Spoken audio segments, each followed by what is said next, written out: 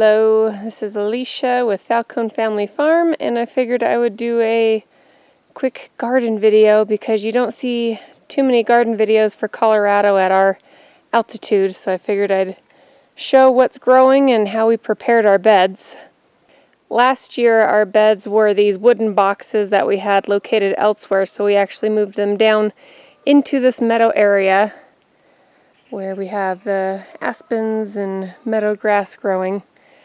And then all of these boxes here are brand new, and what we basically did was dig down about 8 inches, put a layer of our goat bedding, chicken bedding on there, put the original soil back in, leaving maybe about a 2-inch gap from the actual top just for watering purposes to try and help keep water in the box.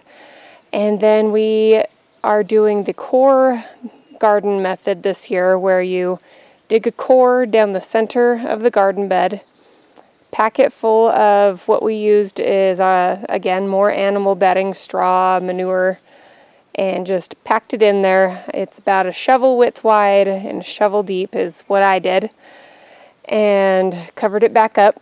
And then we used our eggshells. We collect all the eggshells from the chickens' eggs and grind them up into a powder, and I just sprinkled that over the top of the garden. That'll provide a slow release calcium to the garden. And then we also where we have dug with the tractor deep in the ground is the decaying granite. So my husband had filtered some of the finer stuff of that out and put it out as kind of a road base out on front of the property. We have extras of that, so I took shovel loads of that and sprinkled another thin layer on top of the garden, raked it all in, and then we finished it off with a layer of more chicken bedding on the top to help retain moisture. Our goal this year was not having to water the garden. So we used a lot of animal bedding and such to try and keep the water in the garden.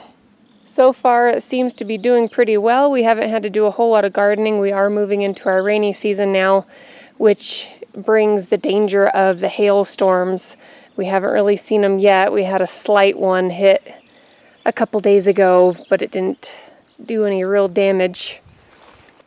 Our goal to help protect from the hailstorms is using this wire. We plan on, for each bed, it probably won't happen until next year, but doing a canopy of this rabbit wire. It's just, I believe, 1/2-inch diameter squares, and just doing canopies over each garden bed.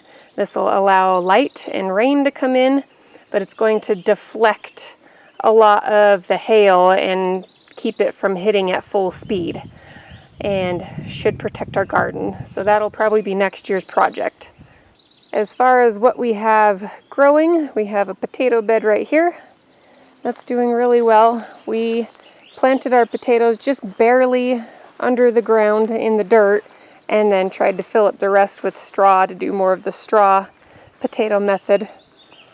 I've got my pots here mostly for flowers and then any extra seedlings that I had going.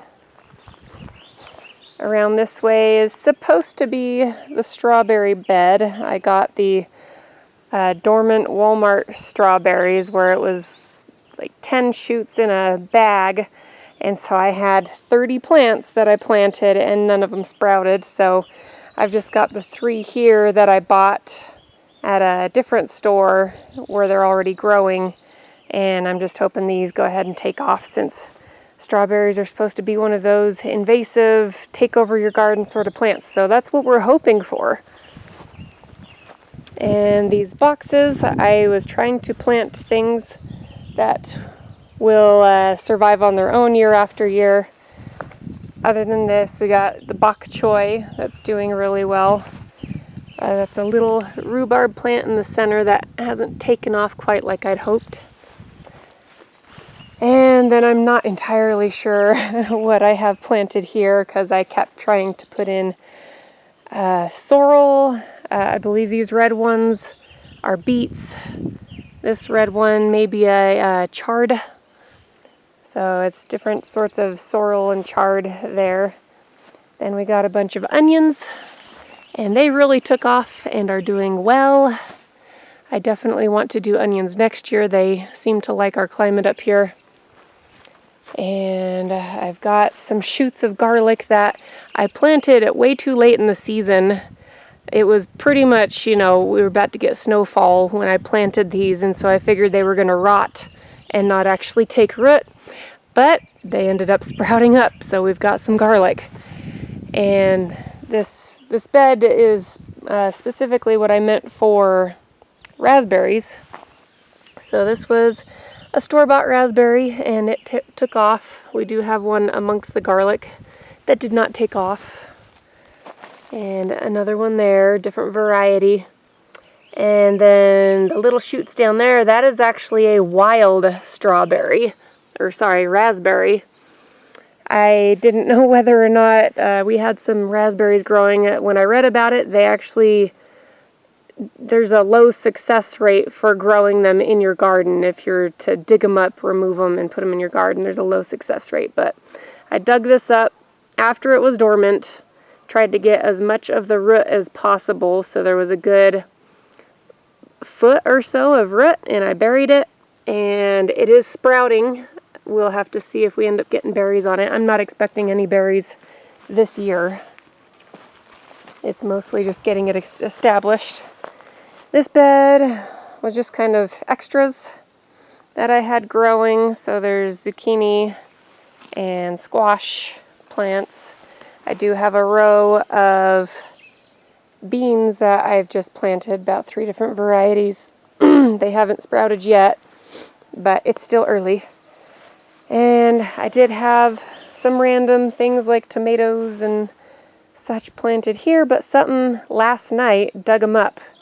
Because with each transplant, I put this fish fertilizer on, and apparently a raccoon or something thought that was great and dug up every single transplant I had. And this bed is cabbages. We have our red cabbage over here. All these seedlings had a little bit of a rough start with dampening off, but they're doing all right. I think they would do better had they not had a little bit of trouble with dampening off, so I think they're stunted. Got one little tomato plant over there, but they're doing pretty good. And then this bed's kind of a multi-purpose bed. It's more zucchini and butternut squash and a pumpkin right there. And I did the rest of the onion plants, a row of them down there. We have our snap pea plants, and then I did also plant some snow peas just recently, so I'm waiting for those to pop up. And this is our main potato bed. The first one was kind of all the extra potatoes we had, but this is our main potato bed. Again, I planted the potatoes just under the soil with some fertilizer and then filled it the rest of the way up, several inches, probably 6 to 8 inches of just straw and chicken bedding. And so far they seem pretty happy. We usually make the mistake of overwatering these, and they don't like it. So this year we just said we're not going to water unless they really look like they need it. But being down in the meadow like this, they do get some shade throughout the day, so there's not as much heat stress. And that straw really does keep them moist. And wanted to try out a little strawberry plant in a garden box. Some more flowers. See over here. Another potato plant in a big bucket, 15-gallon bucket. This was some extras that I had to do something with quick because they were going to be useless otherwise. So I had to find somewhere to put them. Again, another bed that got destroyed by the critter. And then over here we got a couple of store-bought pepper plants and store-bought tomato plants. I have a hard time trying to grow the peppers and the tomatoes from seed. We are working on this area right here, covering it in as a greenhouse to see if that helps. I know that they're real finicky on temperature, but I end up having to store by my tomato plants and pepper plants because they just do not take off very well or very quickly. I mean, a good example is this is a pepper plant that I started and it just has not grown at all. So, but I'm okay if those are the only 2 plants I gotta buy from the store, and the rest seem to do pretty well. And that is about it for the garden tour. I hope you found some of the information interesting. If you have any tips or tricks for high altitude, I'd love to hear it. And we'll see you next time.